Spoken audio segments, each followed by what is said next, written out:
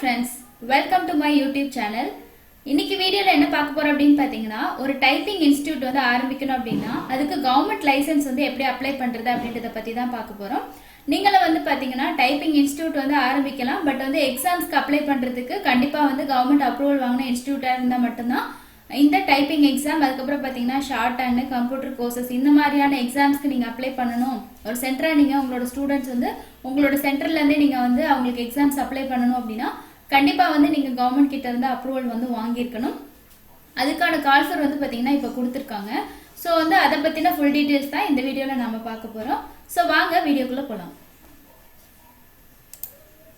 So இது வந்து பாத்தீங்கன்னா கவர்மெண்ட்ல இருந்து இப்ப உங்களுக்கு அனௌன்ஸ்மென்ட் கொடுத்திருக்காங்க. தொழில்நுட்ப கல்வித்துறை தமிழ்நாட்டுல இருந்து பாத்தீங்கன்னா புதிய வணிகவியலக பயிலகங்களுக்கு அங்கீகாரம் வழங்குதல் அப்படின்னு சொல்லிட்டு ஒரு அறிக்கை வந்து வெளியிட்டிருக்காங்க.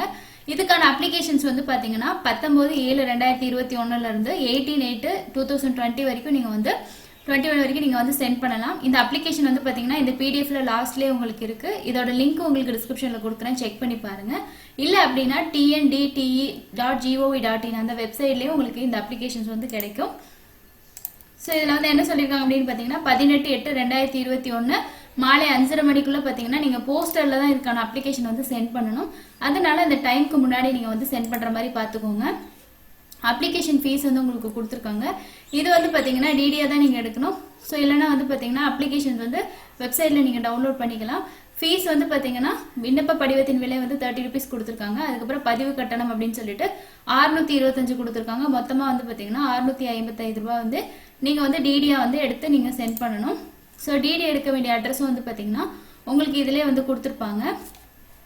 ஸோ அடுத்து என்ன அப்படின்னு பாத்தீங்கன்னா நீங்க ஜஸ்ட் வந்து நீங்க ரெஜிஸ்டர் பண்றீங்க அப்படின்னா அதுக்கு என்னென்ன மாதிரியான எலிஜிபிலிட்டிஸ்லாம் இருக்கணும், அதாவது பில்டிங் அதுக்கப்புறம் உங்களோட ஃபர்னிச்சர் இதெல்லாம் எப்படி இருக்கணும் அப்படின்றத பத்தி உங்களுக்கு ஃபுல் டீடைல்ஸ் வந்து பாத்தீங்கன்னா இதுல கொடுத்துருக்காங்க.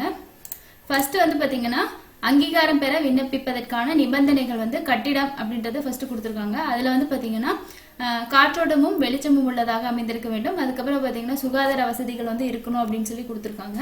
சுருக்கெழுத்து வணிகவியல் பாடங்கள் நடத்துவதற்கு பாத்தீங்கன்னா தனித்தனி, அதாவது ஷார்ட் அண்ட் ட்ரைனிங் கொடுக்கறதுக்கு தனித்தனியான ரூம்ஸ் வந்து இருக்கணும் அப்படின்னு சொல்லியிருக்காங்க. ஃபர்னிச்சர் பொறுத்த வரைக்கும் பாத்தீங்கன்னா கல்வி பயிலகங்கள் நடத்துவதற்கு போதுமான மேசை நாட்காலிகள் இருக்கணும்னு சொல்லியிருக்காங்க.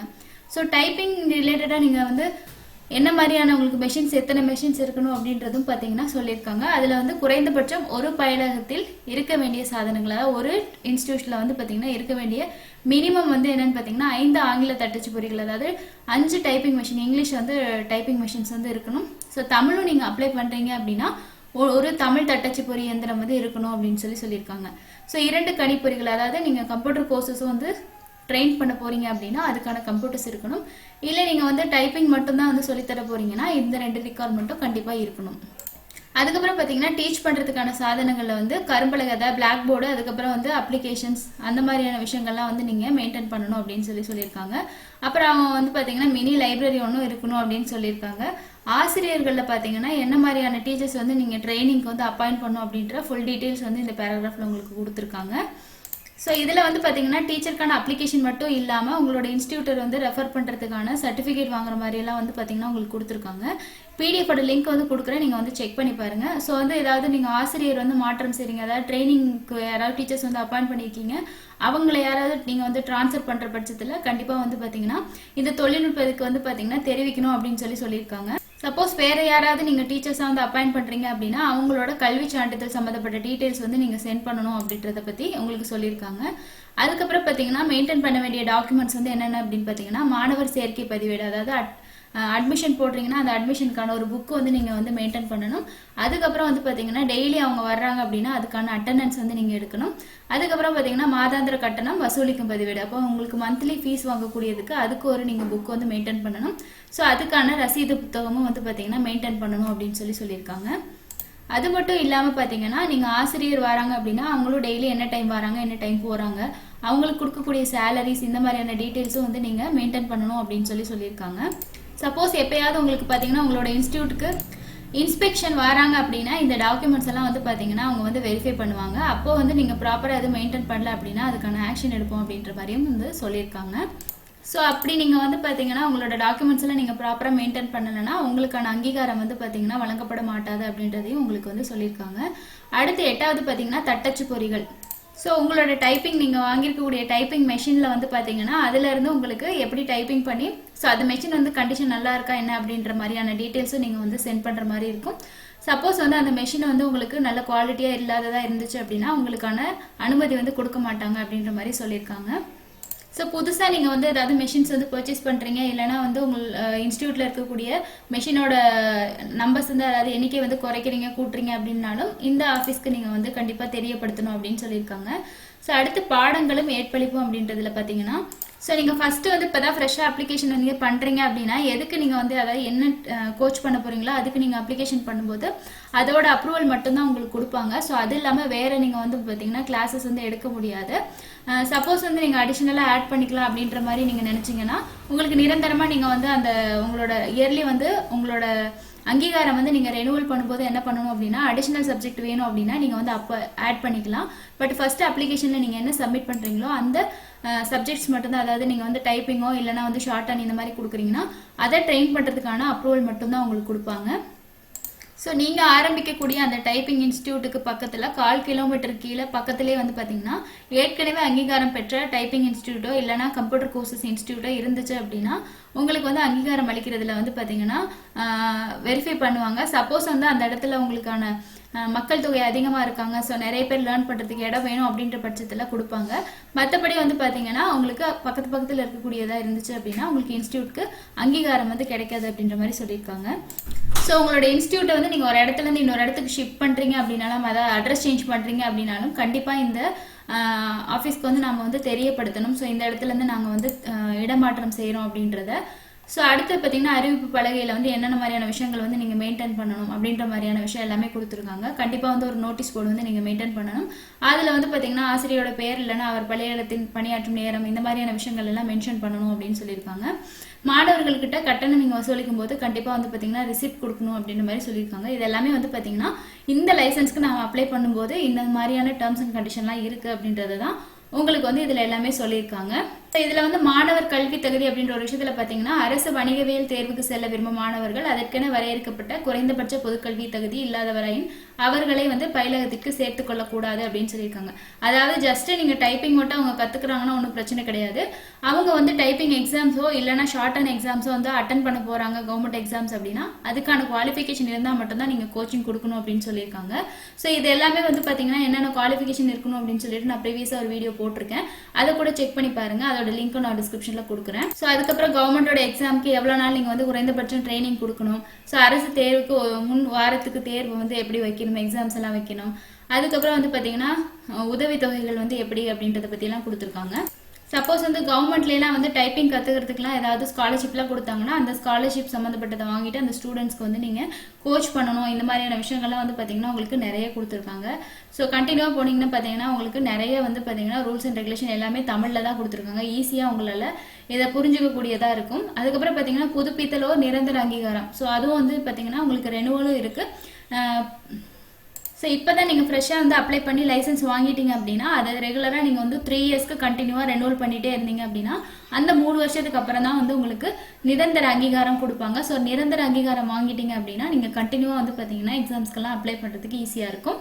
ஸோ மொத்தமாக பார்த்தீங்கன்னா 33 விஷயங்கள் வந்து உங்களுக்கு சொல்லியிருக்காங்க. இதில் சில விஷயங்கள் நான் வந்து உங்களுக்கு எக்ஸ்பிளைன் பண்ணியிருக்கேன். ஸோ எல்லாமே உங்களுக்கு சொல்லும்போது பார்த்தீங்கன்னா வீடியோட லென்த் அதிகமாக போகும்.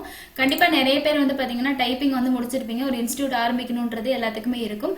இருந்தாலும் நம்மள கவர்மெண்டோட அங்கீகாரம் வாங்கிட்டு அதாவது லைசன்ஸ் வாங்கிட்டு பண்ணணும் அப்படின்றது மாதிரி நிறைய வந்து சர்ச் பண்ணிட்டு இருப்பீங்க. அவங்களுக்கு இந்த வீடியோ யூஸ்ஃபுல்லாக இருக்கும் அப்படின்னு நினைக்கிறேன். ஸோ லாஸ்ட்டாக வந்து பார்த்தீங்கன்னா அப்ளிகேஷன் வந்து இதில் உங்களுக்கு அட்டாச் பண்ணியிருக்காங்க. இதில் உரிமையாளர் யார் அப்ளிகண்ட்டோ அவங்களோட ஃபோட்டோ வந்து பேஸ்ட் பண்ணிக்கோங்க. அதுக்கப்புறம் இந்த அப்ளிகேஷன் வந்து எப்படி ஃபில் பண்ணுறது அப்படின்றது சும்மா ஒரு ரிவ்யூவாக பார்த்துடலாம். ஸோ இதில் என்ன சொல்லியிருக்காங்கன்னு பார்த்தீங்கன்னா இந்த அப்ளிகேஷனில் ஒரு காப்பி வந்து நீங்கள் வச்சுக்கணும், இன்னொரு காப்பி தான் வந்து பார்த்தீங்கன்னா இந்த ஆணையத்துக்கு வந்து இந்த தேர்வு வாரியத்துக்கு வந்து நீங்கள் அனுப்பணும் அப்படின்னு சொல்லியிருக்காங்க. ஸோ இதில் வந்து பார்த்தீங்கன்னா வணிகவியல் பயிலகத்தின் பெயர், ஸோ வந்து உங்களோட இன்ஸ்டியூட்டுக்கு என்ன பேர் வச்சுருக்கீங்களோ அந்த பேர், அதோட போஸ்டல் கோடு, அப்புறம் அட்ரஸ், இது எல்லாமே வந்து பார்த்தீங்கன்னா இங்கே கொடுக்கணும். அதுக்கப்புறம் உரிமையாளர், உரிமையாளர்களின் பெயர் மற்றும் இருப்பிட முகவரி.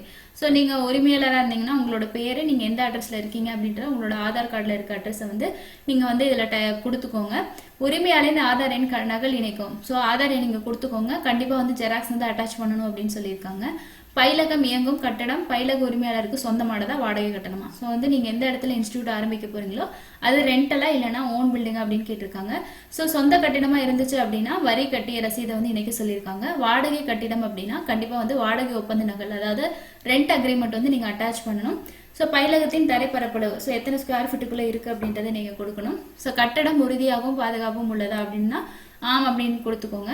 கட்டடம் காற்றோட்டமாக உள்ளதா அப்படின்னா நாம் கொடுத்துக்கோங்க. ஸோ ஃபர்ஸ்ட் எய்ட் பாக்ஸ் இருக்கா அப்படின்னு கேட்டிருக்காங்க. அதுக்கப்புறம் மின் இணைப்பு இருக்கா, வகுப்பறைக்குள் மின் விளக்கு மின் விசிறி பொருத்தப்பட்டுள்ளதா அப்படின்னு கேட்டிருக்காங்க. ஃபேனு லைட் எல்லாமே இருக்கா, குடிநீர் வசதி இருக்கா, ஸோ கழிவறை வசதி இருக்கா அப்படின்னு கேட்டிருக்காங்க. டாய்லெட் ஃபெசிலிட்டிஸ்லாம் இருக்கா அப்படின்னு கேட்டிருக்காங்க. அதுக்கப்புறம் பார்த்தீங்கன்னா உங்களோட இன்ஸ்டியூட், நீங்கள் ஆரம்பிக்க போகிற இன்ஸ்டியூட்டுக்கு 1/4 கிலோமீட்டருக்குள்ள வேற ஏதாவது இன்ஸ்டியூட் இருக்கா அப்படின்னு கேட்டிருக்காங்க. ஸோ அப்படி இருந்துச்சு அப்படின்னா அந்த இன்ஸ்டியூட் வந்து நீங்கள் ஆரம்பிக்கிறதுனால அவங்களுக்கு ஏதாவது பாதிப்பு இருக்கா அப்படின்ற மாதிரி கேட்டிருக்காங்க. ஸோ உங்களோட ஒர்க்கிங் டைம் காலையிலேருந்து ஈவினிங் வரைக்கும் என்ன மாதிரி ஒர்க்கிங் டைம், லீவ் என்னைக்கு, உங்களுக்கு ஹாலிடே என்னைக்கு விடுறீங்க அப்படின்ற டீட்டெயில்ஸ் எல்லாமே கேட்டிருக்காங்க.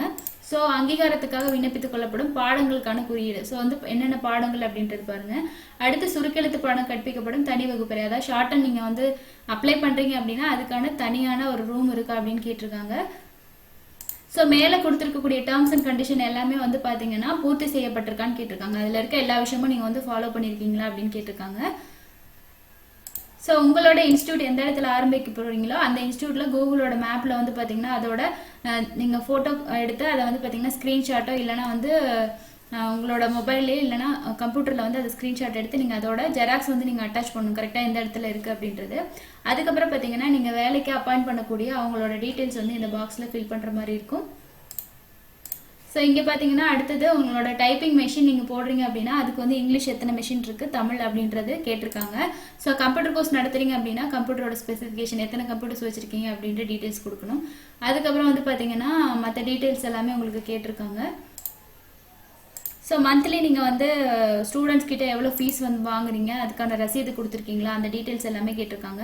ஸோ உங்களோட நியர்பையில் ஏதாவது எக்ஸாம் சென்டர்ஸ், அதாவது டைப்பிங் இன்ஸ்டியூட்டோ இல்லை கம்ப்யூட்டர் கோர்சஸ் சென்டர்ஸோ வந்து இருக்கா, அந்த மாதிரியான டீட்டெயில்ஸ் எல்லாமே கேட்டிருக்காங்க. ஸோ இங்கே வந்து உங்களோட சைன் போட்டுக்கோங்க. ஸோ இடம் நாள் வந்து ஃபில் பண்ணிக்கோங்க. ஸோ லாஸ்ட்டாக வந்து பார்த்தீங்கன்னா உரிமையாளரின் அல்லது உரிமையாளர்களின் உறுதிமொழி கொடுத்துருக்காங்க. ஸோ உறுதிமொழி என்ன அப்படின்றத நீங்கள் படிச்சுட்டு இதில் தேவையில்லாத விஷயங்கள் இருந்துச்சுன்னா கட் பண்ணிவிட்டு அதுக்கப்புறம் சைன் பண்ணுங்கள். ஸோ அடுத்தது வந்து பார்த்தீங்கன்னா இந்த படிவம் எல்லாமே நம்ம ஃபஸ்ட்டு டேர்ம்ஸ் அண்ட் கண்டிஷன் படிக்கும் போதே பார்த்துருந்தோம். ஸோ இவ்வளோ தான் வந்து பார்த்தீங்கன்னா அப்ளிகேஷன்ஸ். இதை ஃபில் பண்ணிவிட்டு என்னென்ன டாக்குமெண்ட்ஸ் கேட்டிருக்காங்களோ அது எல்லாத்தையுமே நீங்கள் வந்து அட்டாச் பண்ணிவிட்டு அதுக்கு முன்னாடி ஒரு டைம் வந்து இந்த டேர்ம்ஸ் அண்ட் கண்டிஷன் ஃபுல்லாக வந்து படிச்சுக்கோங்க. படிச்சதுக்கப்புறமா நீங்கள் வந்து ஃபஸ்ட்டு கொடுத்துருக்கக்கூடிய அந்த அட்ரஸ்க்கு உங்களோட அப்ளிகேஷன் வந்து நீங்கள் ஃபார்வர்ட் பண்ணீங்க அப்படின்னா நெக்ஸ்ட் வந்து லைசன்ஸ் ப்ராசஸ் வந்து உங்களுக்கு கண்டினியூ பண்ணுவாங்க. இப்படி தான் வந்து பார்த்தீங்கன்னா டைப்பிங் இன்ஸ்டியூட்டுக்கு நீங்கள் வந்து லைசன்ஸ்க்கு அப்ளை பண்ணுறது. ஸோ இந்த வருஷம் கால் ஃபர் பண்ணியிருக்காங்க. இந்த டைம்குள்ளே நீங்கள் அப்ளை பண்ணிங்கன்னா தான் வாங்க முடியும்.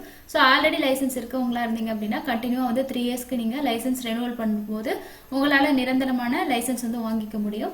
ஸோ இந்த வீடியோ உங்களுக்கு யூஸ்ஃபுல்லாக இருந்துச்சுன்னா நிறைய பேருக்கு ஷேர் பண்ணுங்கள், லைக் பண்ணுங்கள், மறக்காமல் நம்மளோட சேனலுக்கு சப்ஸ்கிரைப் பண்ணுங்கள். தேங்க்யூ.